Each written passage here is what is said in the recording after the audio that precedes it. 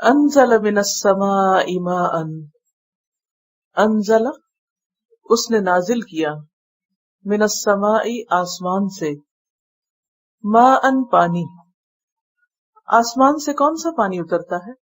بارش کا۔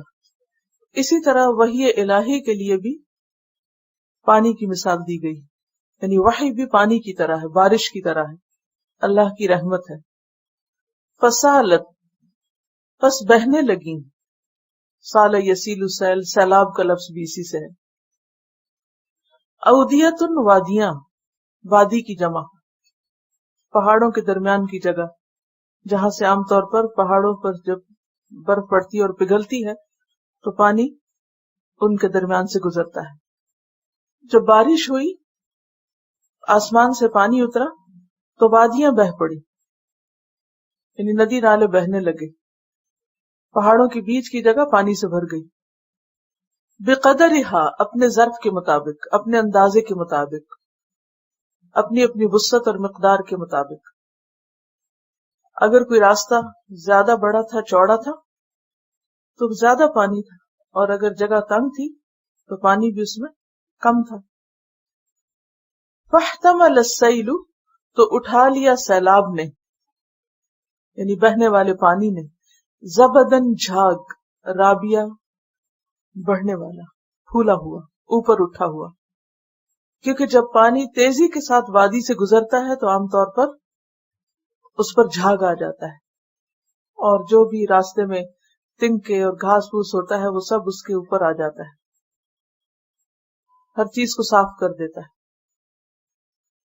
وَمِمَّا يُوقِدُونَ عَلَيْهِ فِي النَّارِ، وَمِمَّا اور اس میں سے جو، یوقدون وہ جلاتے ہیں، علیہ اس پر، فی النار آگ میں، یعنی جن چیزوں پر آگ جلاتے ہیں وہ دھاتیں جن کو آگ میں تپا کر پگھلاتے ہیں، ابتغاء چاہنے کے لیے، بنانے کے لیے، حلیۃ زیور، او متاع یا برتن، سامان، آلات حرب، زبد جھاگ ہوتا ہے، مثلہ اسی کی طرح، یعنی جیسے پانی پہ جھاگ آتا ہے اسی طرح جب دھاتوں کو پگھلایا جاتا ہے تو اس کے اوپر بھی جھاگ آ جاتا ہے۔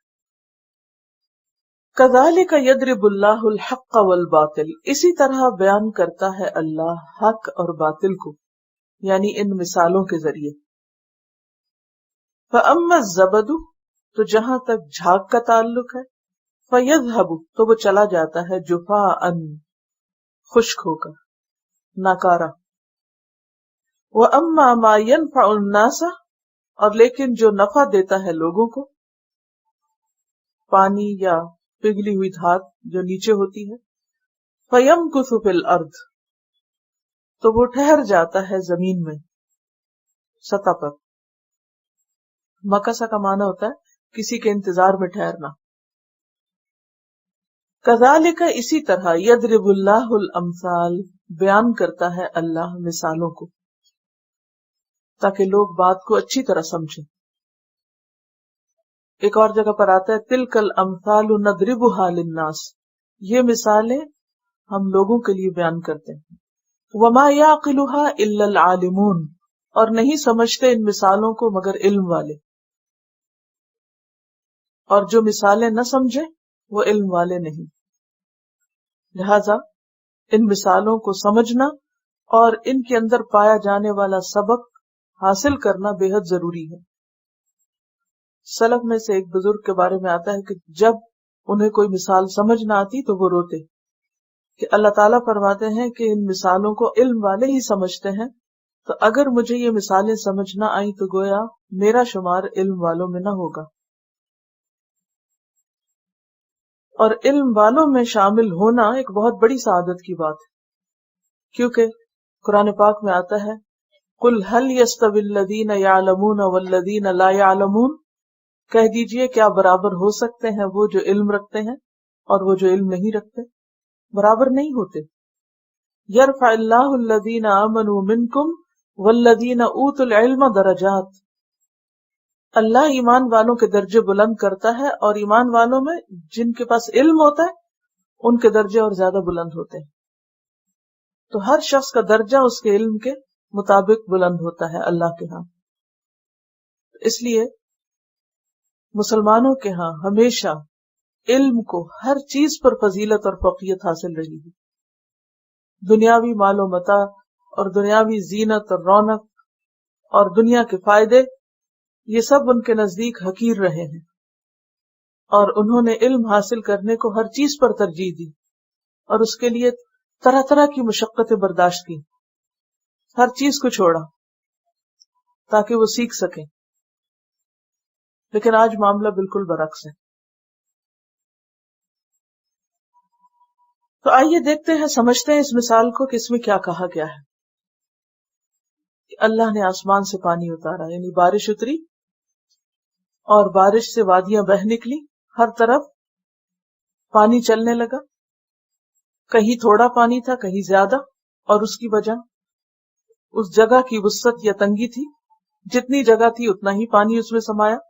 مثلاً ایک گلاس کا جو سائز ہے یا جگ کا جو سائز ہے اس کے مطابق ہی اس میں پانی آ سکتا ہے. اگر اس سے زیادہ ڈالے بھی تو کیا ہوگا؟ بہہ جائے گا. اب کیا ہوا؟ فاحتمل السیل زبد الرابیہ، جب پانی خوب تیز بہنے لگا تو اس پانی کے اوپر اس تیزی کی وجہ سے جھاگ آ گیا. یہاں پانی کے ذریعے ایک خاص بات سمجھائی گئی ہے. یہاں دراصل حق یا دین کے علم یا وحی الہی کو پانی سے تشبیہ دی گئی کہ اللہ تعالیٰ نے اپنے پیغمبر پر قرآن مجید اتارا، وحی اتاری، دین کا علم اتارا. اب لوگوں نے اس علم کو حاصل کیا، ہر ایک نے اپنی اپنی وسعت اور اپنے اپنے ہمت کے مطابق اس کو سیکھا، اس کو لیا. کسی نے زیادہ لیا اور کسی نے کم لیا، کیونکہ وادی سے مراد یہاں دل ہے. جس کے دل میں زیادہ وسعت تھی، جو دل بڑا تھا، اس میں زیادہ علم سمایا، اور جو کم تھا اس میں کم آیا. کیونکہ دل جو ہے اسی کے اندر شوق ہوتا ہے، اسی کے اندر ایک تڑپ ہوتی. جس دل میں جتنی زیادہ تڑپ ہوگی اس کے اندر اتنی وسعت ہوگی، اور اگر شوق کم ہوگا تو جگہ بھی کم ہوگی. علم کے لیے جتنی زیادہ ہرس ہوگی اتنی ہی کیپیسٹی بڑھتی جائے گی، کیونکہ وہ بھی بھرا نہیں نا. یعنی اگر برتن بڑا ہو، شوق زیادہ ہو، تو آپ اس میں ڈالتے جائیں تو کہتے ہیں ابھی تو نہیں، ابھی تو تھوڑا ہے، ابھی تھوڑا ہے، ابھی کم ہے، ابھی تو اور بھی جگہ ہے، ابھی اور ہونا چاہیے. لیکن اگر کسی کا شوق ہی کم ہے، ہرس ہی تھوڑی ہے، تو پھر کیا ہوگا؟ تھوڑے کو بھی بہت کافی سمجھ لے گا اور اسی پہ رک جائے گا، اسی پہ قناعت کر لے گا. تو جتنی وادی میں وسعت تھی اتنا ہی اس میں پانی سمایا. اب ساتھ ہی کیا ہوا؟ سیلاب بہنے لگا تو جھاگ اوپر آنے لگی. یہی حال دل کا ہوتا ہے. جب علم کی بارش ہوتی ہے اس میں علم آنے لگتا ہے، اور جتنی تیزی سے آتا ہے تو بعض اوقات دل کے اندر شکوک و شبہات بھی ہوتے ہیں، کوسچنز بھی ہوتے ہیں. اب کیا ہوتا ہے؟ وہ جو اندر دبے ہوئے ہوتے ہیں نا، وہ جو باتیں، وہ جو خیال انسان کے اندر سوئے ہوئے ہوتے ہیں، جب دل پہ علم کی بارش ہوتی ہے تو وہ جیسے زمین پھول اٹھتی ہے نا، اور اس کے اندر خوشبو نکلنے لگتی. یا پھر اگر زمین خراب ہو تو خوشبو کی بجائے کیا نکلتا ہے؟ سڑان سی اٹھتی. تو یہی دلوں کا حال ہوتا ہے. اگر اندر ایمان ہوتا ہے تو کیفیت اور ہوتی ہے، اور اگر اندر ایمان پختہ نہیں، شکوک و شبہات ہے، تو ویسی ہی چیز اٹھنے لگتی. کچھ لوگ دین کو پڑھ کر زرخیز زمین کی طرح ہوتے ہیں اور اس پر سبزہ اگاتا ہے، پھل پھول اگاتے ہیں. اور کچھ لوگوں کے اندر ایمان نہیں ہوتا، منافقت ہوتی ہے، دین کی محبت نہیں ہوتی، شک و شبہ ہوتا ہے، لہذا کیا کرتا ہے؟ وہی چیزیں اٹھنے لگتی، وہی بھڑک اٹھتی. اب اگر انسان علم حاصل کرتا رہے صبر کے ساتھ تو صفائی ہوتی رہتی، اور وہ جو تنکے اور گھاس اور خراب چیزیں ہوتی ہیں، کوڑا کرکٹ ہوتا ہے، وہ کیا ہوتا ہے، پانی کی کثرت کے ساتھ بہتا چلا جاتا ہے، فَيَذْهَبُ جُفَاءً، سب صاف ہو جاتا ہے. لیکن اگر پانی کم ہو اور ابھی گھاس دن کے وہیں پر ہی ہو اور پانی ٹھہر جائے تو کیا ہوتا ہے، جیسے جوہر چھپڑ وغیرہ ہوتے ہیں نا، تو ان میں بعض اوقات پانی رکا ہوتا ہے، ندی نالے چھوٹے چھوٹے ہوتے ہیں، اب بارش ہوئی اس سے اور گندگی پھیلی اور مچھر آ گئے اس پہ اور لوگوں نے بھی اس میں اور گندگی پھینک دی، لہٰذا وہ سب یعنی اور مصیبت آ جاتی. اسی طرح کچھ دل جن کے اندر ایمان ہوتا ہے، جن کے اندر وسعت ہوتی ہے، شوق ہوتا ہے، ان کے اندر نمبر ایک علم حاصل کرنے کی تڑپ کبھی ختم نہیں ہوتی، اور اس تڑپ کے مطابق وہ جگہ اور وسیع ہوتی چلی جاتی ہے اور وہ اور زیادہ اس کو بھرتے بھی چلے جاتے ہیں، اور جتنا جتنا اس کو بھرتے ہیں تو اندر کے شکوک و شبہات اور طرح طرح کی خرابیاں اور منافقت اور شہوات اور یہ ساری چیزیں اٹھ کے اوپر آتی ہیں، مزید پانی آتا ہے تو بالکل یہ سب کچھ چلا جاتا ہے اور صاف شفاف پانی رہ جاتا ہے اور دل سج جاتا ہے. وَزَيَّنَهُ فِي قُلُوبِكُمْ کی کیفیت پیدا ہو جاتی ہے. پھر وہ اتنا صاف اور شفاف پانی ہوتا ہے کہ جس سے انسان خود بھی فائدہ اٹھاتا ہے اور دوسروں کو بھی فائدہ پہنچاتا ہے. اب دیکھیں کہ جب گندا جوہر ہوتا ہے نا، جو ایسا پونڈ جس میں گندگی ہوتی ہے، تو لوگ اس میں مزید گندگی پھینک دیتے ہیں، ڈمپ کرتے جاتے ہیں. لیکن جو صاف شفاف پانی ہوتا ہے اس کے ساتھ پھر لوگوں کا معاملہ اور ہوتا ہے، وہ اس سے مزید پینے کے لیے اور اپنے آپ کو صاف کرنے کے لیے وہاں سے پانی لیتے رہتے ہیں. پھر ایسا دل ایسا کنٹینر ہوتا ہے کہ جس کے اندر بہترین علم ہوتا ہے، پوری کنوکشن کے ساتھ علم ہوتا ہے، پھر اس کنوکشن کے ساتھ انسان دوسروں تک پہنچاتا ہے، اور پھر وہ ایک دل نہیں، اس سے کئی دل سیراب ہو جاتے ہیں اور وہ خیر پھیلتی چلی جاتی ہے. وہ خیر اس انسان کے اندر بھی ٹھہر جاتی ہے، استقامت نصیب ہوتی ہے اور وہ خیر دوسروں تک بھی پہنچتی ہے. صاف شفاف صحیح ستھرا علم. ایک ہوتا ہے نا کچا پکا، جسے کہتے ہیں نا نیم ملا خطرہ ایمان، خود بھی نہیں پتا کہ کیا کہہ رہے ہیں، خود بھی یقین نہیں دینے والے کو. اب کیا ہوگا، وہ جو بانٹے گا وہ وہاں بھی خرابی کرے گا. لیکن جہاں صاف ستھرا یقینی علم ہوگا وہ دل خود بھی استقامت پہ ہوگا اور دوسروں کے لیے بھی فیض کا سبب ہوگا. اسی طرح ایک اور مثال دی گئی اسی بات کو سمجھانے کے لیے، اور وہ مثال ہے دھاتوں کو پگھلانے کی. جیسے سونا چاندی کو اگر زیادہ مفید بنانا ہو تو اسے پگھلانا پڑتا ہے، وہ را شکل میں نہیں رہ سکتا. اسی طرح ایک علم ہوتا ہے را، آپ نے ادھر سے سنا ادھر سے سنا، بس کباڑ بھرتے گئے اور خود اپنی عقل کو نہیں استعمال کرتے.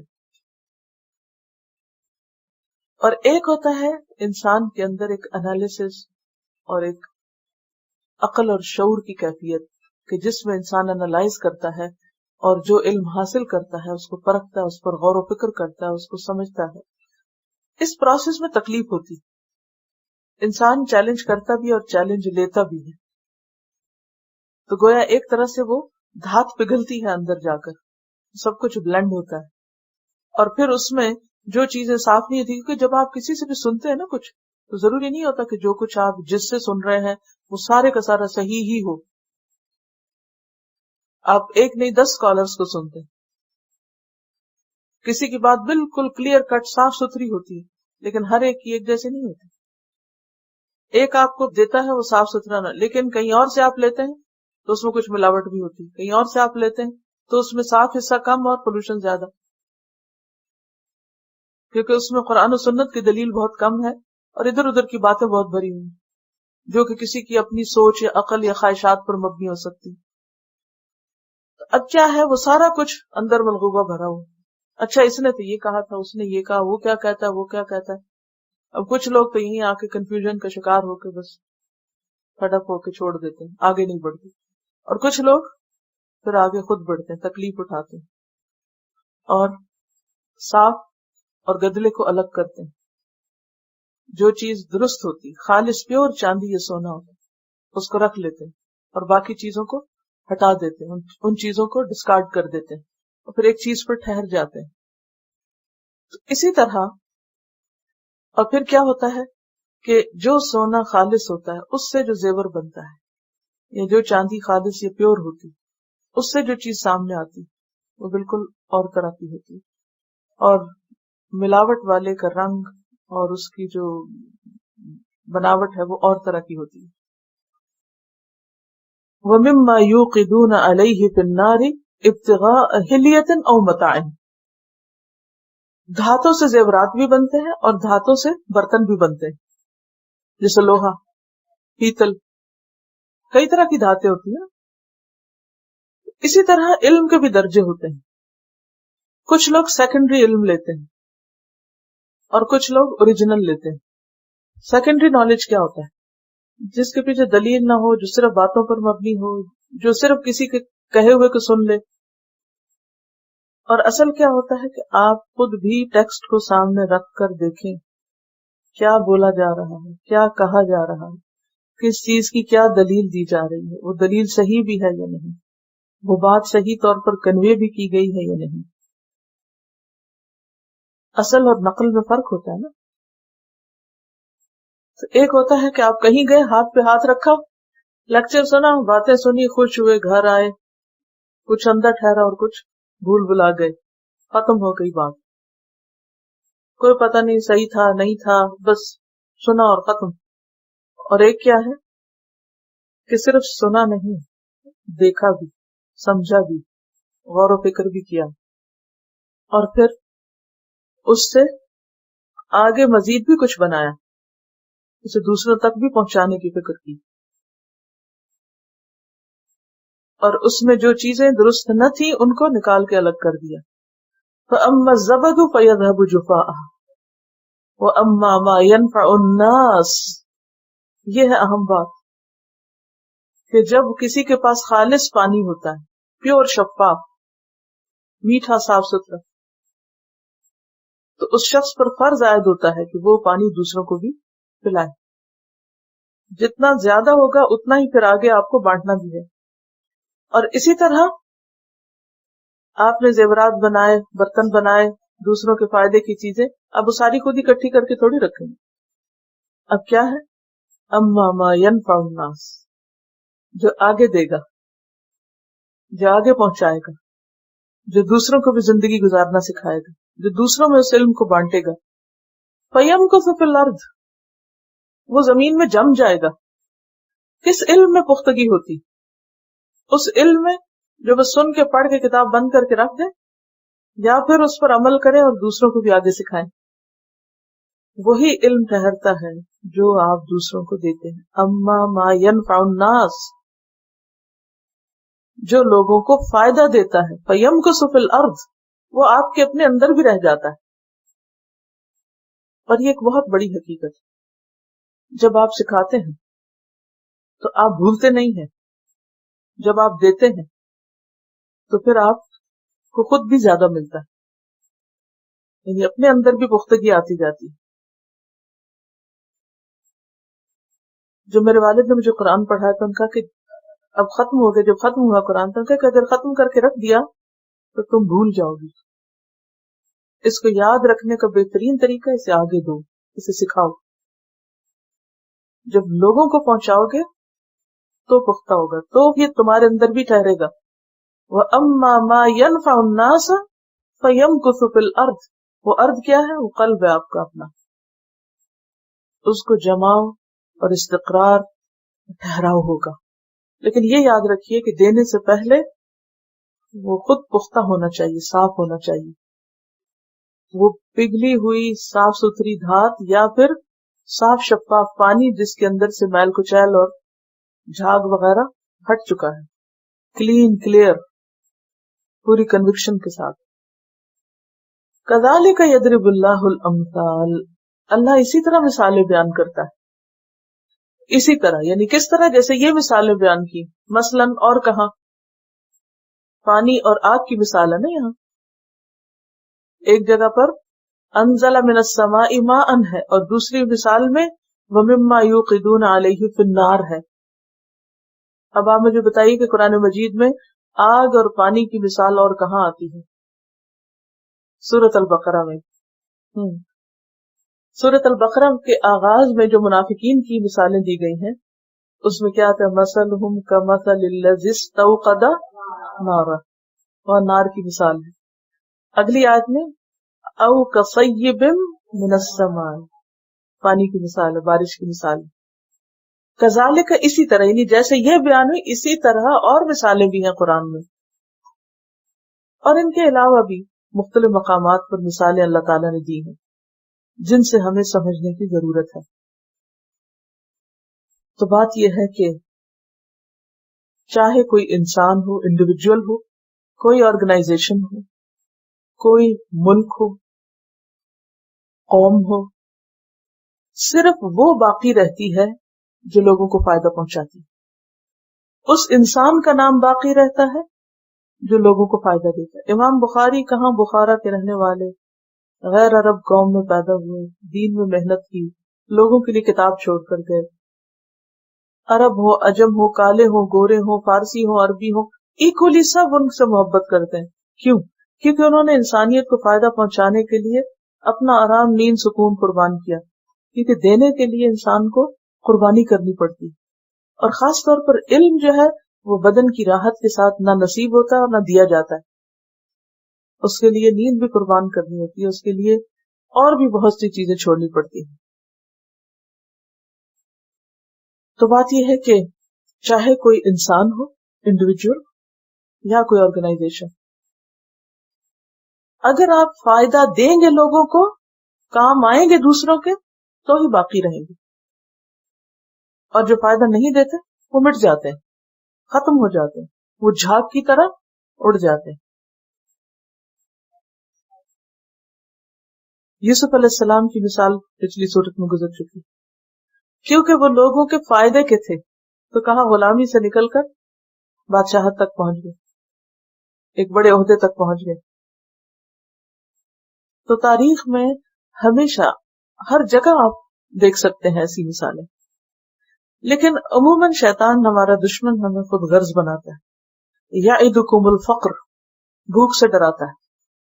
تو اوروں کو بانٹ دو گے تمہارے پاس کیا رہے گا، دوسروں کو سکھا دو گے پھر تمہیں کون مانے گا، تمہاری عزت کیا رہے گی، پھر تو سارے برابر ہو جائیں گے، تو لوگ تم سے آگے نکل جائیں گے.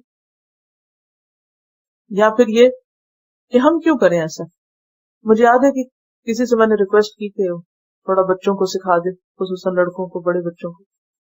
تو کچھ اور لوگ بھی وہاں بیٹھے ہوئے کہتے نہیں، یہاں ماں باپ کو تو فکر نہیں، ہم کیوں اتنی مصیبت اٹھائیں، اور ہم ان کی بیبی سٹنگ کرتے. یہ جو بیبی سٹنگ کا لفظ ہے یہ میرے دل کے پار اتر گیا. کیا کسی کے بچے کو سکھانا بیبی سٹنگ ہے؟ کیا ہم ہر چیز ڈالرز میں ناپتے ہیں؟ کیا ہم اسی وقت پڑھائیں گے جب ہمیں کوئی کچھ دے گا؟ یہ مسلمانوں کی مینٹالٹی ہے. ٹھیک ہے ان کے ماں باپ جو ہیں وہ کام میں لگے ہوئے، دنیا کے پیچھے لگے ہوئے، کچھ بھی اتنا احساس تو ہے کہ چلو بچوں کو کچھ دین آ جائے. وہ آپ کے پاس لے کر آتے ہیں، بیبی سٹنگ کرانے نہیں لاتے، وہ کہیں اور لے جاتے بیبی سٹنگ کے لیے. وہ آپ کے پاس لائے ہیں تاکہ ان کے بچوں کو دین آئے. اور آپ اتنے خود غرض کہ آپ کے پاس اگر 2 لفظ ہیں آپ اس دوسروں کو نہیں دے سکتے، بھلے ان کی نیتیں خراب ہی صحیح، وہ پھینک جاتے ہیں ہمارے پاس. اگر اس جگہ کرسچن مشنریز ہوتے تو وہ ان بچوں کو کیسے اٹھاتے. کتنا فرق ہے. کتنے ہی کرسچن ادارے ہیں کہ جو لاوارث بچوں کو سنبھالنے اور لینے پہ تیار ہیں، چاہے وہ مسلمانوں کے یا کسی کے بھی ہوں. پر کیسے ہیں مسلمان ہم کہ اپنوں کو بھی نہیں دیکھ سکتے، اپنوں کو بھی نہیں سنبھال سکتے. تو یہ جو خود غرض مینٹالٹی ہوتی ہے کہ مجھے کیا ملے گا، میرا کتنا فائدہ ہوگا، میں کیا پاؤں گا، جب تک یہ کیفیت رہے گی ہمارا حال سنور نہیں سکتا. ہم لینے سے زیادہ دینے والے بنے، دینے والے بنے. اور یہ ہو نہیں سکتا کہ اللہ بے انصافی کرے کہ جو دے اس کو نہ ملے. ایسا نہیں ہوتا. جو دیتا ہے اللہ کا وعدہ ہے اسے اس سے زیادہ ملے گا، کہیں زیادہ وہ پائے گا. ہمیں اپنے رویے، لوگوں کے طریقوں یا لوگوں کی روش یا لوگوں کے اخلاق یا لوگوں کے کردار کے مطابق نہیں ڈھالنے کہ وہ اچھے ہیں تو ہم بھی اچھے بن جائیں، اور اگر وہ خراب ہے تو ہم کیوں اچھے بنے ان کے ساتھ. ہمیں تو اللہ سے اجر لینا ہے اور ہمیں ہر حال میں اچھا بننا ہے. تو اب آپ دیکھیے کہ اس مثال کے ذریعے کتنی بڑی بات سمجھائی گئی ہے کہ خواہ کوئی کسی کو مادی نفع پہنچائے یا اخلاقی نفع، کیونکہ نفع دو طرح کا ہوتا ہے نا. کبھی آپ کسی کو مال دیتے ہیں، کبھی آپ کسی کو جسمانی خدمت دیتے ہیں، کبھی آپ کسی کو علم دیتے ہیں. ہر ایک کسی کو کیا دیتا ہے جو اس کے اپنے پاس ہوتا ہے. ہم میں سے ہر ایک کو سوچنے کہ میرے پاس کیا اسکل ہے، کون سی چیز ہے جسے میں نے بہت تکلیف سے حاصل کیا. کیونکہ علم جو ہے وہ آرام سے حاصل نہیں ہوتا نا، کیونکہ یہاں پر آیا کہ وہ جس کو آگ پہ جلاتے ہیں اور دھاتوں کو پگھلاتے ہیں، پھر اس سے زیور بناتے ہیں اور فائدے اٹھاتے ہیں، برتن بناتے ہیں. ظاہر ہے یہ سارا پروسیس آسان نہیں. کبھی آپ نے برتن بنتے ہوئے دیکھے ہوں گے، کبھی آپ دیکھیں جہاں پر یہ شیشے کے برتن، نیاگرا فالس کے پاس ایک جگہ ہے جہاں پر شیشے کو پگھلا کر کچھ ڈیکوریشن پیسز وغیرہ بناتے ہیں. اب دیکھیں کتنی شدید قسم کی ہیٹ ہوتی ہے جب دھات پگھلتی ہے، کتنی سخت گرمی ہوتی ہے. آگ کی جو مجھے صحیح ڈگری یاد نہیں کہ کتنی ڈگری پہ جا کے شیشہ پگھلتا ہے یا دھات پگھلتی ہے، جس کے بعد پھر اس کو ایک اور فرنس میں ڈالا جائے، پھر اس کو مختلف طریقوں سے شیپ میں ڈالا جاتا ہے. تو اسی طرح علم حاصل کرنے کے لیے واقعی انسان کو شدید قسم کی تکلیف سے گزرنا پڑتا ہے. آپ سب پڑھنے والے ہیں، مجھ سے زیادہ جانتے ہیں. بعض اوقات کتنی فرسٹریشن ہوتی ہے کہ چیز یاد کر کر کے پھر امتحان میں لکھتے ہیں، پھر بھول جاتے ہیں، پھر کبھی نیند قربان کر رہے ہیں، کبھی کچھ. سب لوگ آرام کر رہے ہیں اور آپ بیٹھ کے اپنی اسائنمنٹ کر رہے ہیں. تو ایک تو یہ ہے کہ ہم اس پر فرسٹریٹ ہوں اور کہیں کہ یہ ہم پہ کیوں مصیبت آ گئی اور ہم ہی یہ کیوں کریں. اور دوسرا یہ ہے کہ آپ اس کو اللہ کا فضل سمجھیں. نبی صلی اللہ علیہ وسلم نے فرمایا، اللہ تعالیٰ نے جو علم اور ہدایت دے کر مجھے مبعوث فرمایا نہیں بھیجا، اس کی مثال اس بارش کی سی ہے جو برستی تو ساری زمین پر ہے. جو بارش برستی تو ہر جگہ برستی، مگر زمین کا جو ٹکڑا عمدہ ہوتا ہے وہ پانی کو اپنے قلب کے اندر جذب کر لیتا ہے، پانی کو اپنے اندر جذب کر لیتا ہے. پھر اس سے طرح طرح کے چارے اور گھاس وغیرہ برآمد ہوتی ہے. اور کچھ حصہ اس زمین کا ایسا ہوتا ہے جو بارش کے پانی کو اپنے اوپر روک رکھنے کی صلاحیت رکھتا ہے، اندر تو نہیں جذب کرتا مگر روک لیتا ہے. اس کے ذریعے اللہ تعالیٰ لوگوں کو نفع پہنچاتا ہے. لوگ اس کو پیتے ہیں، اپنے کھیتوں اور باغات کو سیراب کرتے ہیں. اور ایک حصہ زمین کا ایسا بنجر اور اجاڑ ہے، نہ پانی اوپر روکتا ہے نہ جذب کرتا ہے، نہ اس سے کوئی گھاس پیدا ہوتا ہے. ایسی ہی مثال اس شخص کی ہے جس نے میرے لائے ہوئے علم اور ہدایت میں سے کچھ لیا، دین کی سمجھ بوجھ پیدا کی اور تعلیم اور تعلم کے ذریعے لوگوں کو نفع پہنچایا. اور یہ مثال اس شخص کے لیے بھی ہے جس نے علم اور ہدایت کی طرف آنکھ اٹھا کر بھی نہ دیکھا، نہ اس ہدایت کو قبول کیا جو مجھے دے کر مبعوث کیا گیا. یعنی کچھ لوگ تو اس میں سے کچھ نہیں لیتے، کچھ لے کر بس روک لیتے ہیں، تھوڑا تھوڑا کوئی لے لے تو اس میں سے پلا دیتے. کچھ ایسے ہیں کہ جو ہری بھری گھاس کی طرح ہوتے ہیں، خوب خوب اس پر ہریالی آتی ہے اور بے شمار مخلوق فائدہ اٹھاتی ہے. تو ہم میں سے ہر ایک کو یہ سوچنا چاہیے کہ میں حاصل کیا کر رہا ہوں، کتنے شوق سے کر رہا ہوں، اور پھر اس سے دوسروں کو کتنا فائدہ پہنچا رہا ہوں. آپ کی ویسینٹی میں بچے ہوں گے بہت سے، ایسی ماؤں کے بچے جو خود کام پہ چلی جاتی ہیں، بچے گھر میں بیٹھ کے ٹیلی ویژن ان کی بیبی سٹنگ کرتا رہتا ہے. ایسے گھروں میں جائیے، ان کو انوائٹ کیجیے، ان کو بلائیے، اپنے شام میں سے 1 گھنٹہ نکالیے یا صبح میں سے 1 گھنٹہ نکالیے، جو آپ نے سیکھا ہے تھوڑا تھوڑا کر کے ان کو سکھائیے. کچھ نہ کچھ تھوڑا بہت جو بھی آپ کو آتا ہے، یہ نہیں کہ جو نہیں آتا وہ آپ سکھانے چل پڑے. لیکن ابھی تک آج کا لیسن جو ہے میں دیکھ رہی تھی، میں ایسے ہی سوچ رہی تھی، تو اتنے دن پڑھنے کے بعد کچھ تو ہمیں اس قابل ہونا چاہیے کہ ہم بھی کسی کو کچھ فائدہ پہنچا سکیں. اور بعض اوقات ہم کہتے ہیں اوہ بڑی مشکل ہے، بہت مصروفیت ہے، کچھ نہیں، وقت ہے ہی نہیں. وقت ہوتا ہے، وقت ہم شادیوں میں بھی جاتے ہیں، ہم پارٹیز میں جاتے ہیں، ہم ہر جگہ پہنچتے ہیں، شاپنگ کے لیے 2 گھنٹے آرام سے نکل جاتے ہیں. لیکن اگر واقعی ہم چاہیں تو اس کام کے لیے بھی وقت نکل سکتا ہے. صبح ہو، شام ہو، دوپہر ہو، رات ہو، اپنے گھر میں، ہمسائے میں، کہیں بھی کچھ نہ کچھ تھوڑا یا بہت ضرور کر سکتے ہیں. اور اس کے لیے اور کچھ نہیں, اگر آپ بہت بڑے معلم بن کے نہیں بھی کچھ کر سکتے تو ایٹ لیسٹ بچوں کو اکٹھے بٹھا کے کہانی سنا دیں, ان کے ساتھ باتیں کر لیں. پھر آپ جب فائدہ پہنچائیں گے تو آپ دیکھیں گے کہ آپ کو کتنا سکون ملتا ہے, آپ کو کتنی خوشی ملتی ہے. Assalamu alaikum. There's a boys class that happens, they're age 13 to 15 almost.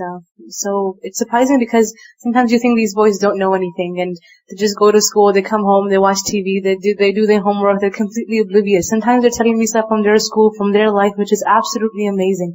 Stuff they're learning and how they're learning. In fact, mashallah, I have this one student in my class and he went home, they're studying the 30th juz. He went home and all by himself, he read the entire juz, he made his own notes and he comes to class and asks me, Mister, what does this mean? So just listen to them and just talk to them. You'll be very surprised how much potential we have in our youth, especially boys. لیکن ان کو سنبھالنا زیادہ مشکل ہوتا ہے, تو پھر ہم بادر نہیں کرتے, کیونکہ really you have to be patient. جب تک آپ صبر نہیں کریں تو آپ سکھا نہیں سکتے, آپ دے نہیں سکتے. آپ کو واقعی دھات کی طرح پگھلنا پڑتا ہے, آپ کو نرم ہونا پڑتا ہے, آپ کو مولڈ ہونا پڑتا ہے, تب جا کر آپ دوسرے کو دے سکتے ہیں. بچوں کی ساری بدتمیزیاں برداشت کرنی پڑتی ہیں, پھر جا کر وہ لینے کے قابل ہوتے ہیں. لیکن اگر آپ یہ چاہیں کہ ڈے 1 پہ وہ بالکل اسٹریٹ اور آرام سے آپ کے سامنے ادب کے ساتھ بیٹھ جائیں اور جو آپ کا یس سر کرتے جائیں, تو ایسا نہیں کریں گے. پیغمبروں نے کیسی کیسی تکلیفیں اٹھائیں لوگوں کی طرف سے, جو بھی ان کے ساتھ زیادتیاں ہوں. لیکن یہ ہے کہ یہ اللہ کا قانون ہے, جو لوگوں کو فائدہ دے گا وہی زمین میں ٹھہرے گا. آپ دیکھیے پانی کو کس کس طرح اللہ نے اسٹور کیا زمین میں ہمارے فائدے کے لیے. کہیں تو سمندر ہے, کہیں دریا ہے, کہیں جھیلیں ہیں, کہیں کنویں ہیں, کہیں بور کر کے نیچے سے نکالتے ہیں, اندر اسٹریمز بہ رہے ہیں, کبھی بارش ہے, کہیں چھوٹے چھوٹے گڑھے ہیں, تو مختلف طرح کا, کہیں جمی ہوئی برف چوٹیوں پر. تو جو بارش اترتی ہے وہ مختلف طرح کے لوگوں میں مختلف طریقے سے ٹھہرتی, یعنی سب لوگ ایک لیول پر نہیں ہوتے. یعنی اگر آپ یہ چاہیں کہ آپ کے سارے شاگرد ایک سطح پر آ جائیں, یہ سارے لوگ ایک ہی دریا بن جائیں, یہ سارے کنویں بن جائیں, یہ نہیں ہوگا. ہر ایک کی اپنی وسعت ہے, سوچ ہے, بیک گراؤنڈ ہے, نالج ہے. لیکن ایک چیز سب کو یاد رکھنی چاہیے کہ اگر ہم لوگوں کو دیں گے تو ہی ہمیں کچھ فائدہ ہوگا, تبھی ہمیں استقامت ہوگی. بہت سے لوگ پڑھتے ہیں اور بالکل ان پڑھ ہو جاتے ہیں کچھ ہی عرصے کے بعد, کیونکہ وہ علم کو بانٹتے نہیں ہیں, وہ خود بھی بھول جاتے ہیں, خود بھی یاد نہیں رہتا. آپ کی اپنی دین پر استقامت, دین پر جماؤ, دین پر قائم رہنا, اور آپ کی آئندہ نسلوں کا دین پر قائم رہنا اسی صورت میں ممکن ہوگا جب آپ دوسروں کو فیض پہنچائیں گے, دوسروں کو دیں گے. اور اس کے لیے ایک پورا ایٹیٹیوڈ ہوتا ہے, کیونکہ آپ نے ٹھان لی نا, آپ نے دینا. اب لوگ آپ کو ماریں کہ پیٹیں کہ بدتمیزی کریں کہ بد اخلاقی کریں کہ تانے دیں, ستائیں, ہنسیں آپ پر, جو مرضی کریں. سیرت آپ ساری پڑھ چکے, پیغمبر کے ساتھ کیا کیا نہیں ہوا, پتھر تک مارے گئے. کیا آپ نے چھوڑ دیا کام کرنا؟ کیا آپ نے لوگوں کی خیرخواہی چھوڑ دی کہ لوگ بہت بدتمیز ہیں, یہ میں تو ان کے ساتھ نہیں چل سکتا, آپ ناراض ہو کے بیٹھ گئے؟ نہیں. پیغمبر کی زندگی ہمارے لیے بہترین نمونہ ہے کہ ہر حال میں انہوں نے کام کیا, لوگوں نے جو چاہا کیا, لیکن انہوں نے اپنا طریقہ نہیں چھوڑا. کبھی کبھی لوگ آپ کو بدگمان کریں گے, شکوک و شبہات ڈالیں گے, اور وہ جھاگ اوپر ہوگی, لیکن وہ کیا ہوگا کہ آپ اور پانی ڈالیں گے اس میں تو وہ صفائی ہوتی جائے گی. جب کبھی شک و شبہ ہو تو پیچھے ہٹنے کی بجائے آگے بڑھ کر اور علم حاصل کریں, اس شک کو دور کریں, اپنے پانی کو کلین کریں. جب کسی کو سناتے ہیں, کسی کو دیتے ہیں, تو سب سے پہلے تو اپنے کام سن رہے ہوتے ہیں, اپنے آپ کو فائدہ ہو رہا ہوتا ہے. اصل چیز تو کیریکٹر بلڈنگ ہے نا, اصل چیز تو ان کے اخلاق اور کردار کو سنوارنا ہے. انہیں سر سے اتارنے والی نہ کرے, ان کے ساتھ محبت کرے, ان کو اپنے ساتھ مانوس کرے. جس سے حضرت ابراہیم علیہ السلام نے پرندوں کو مانوس کیا تھا, اور اس کے بعد ان کو ذبح کر کے بھی بلایا تو وہ آگے. آپ ان کو مانوس کریں, پھر آپ ان سے پور مشقت کام بھی کرائیں گے تو بھی وہ دور نہیں بھاگیں گے, بلکہ محنت کر کے بھی خوش ہوں گے.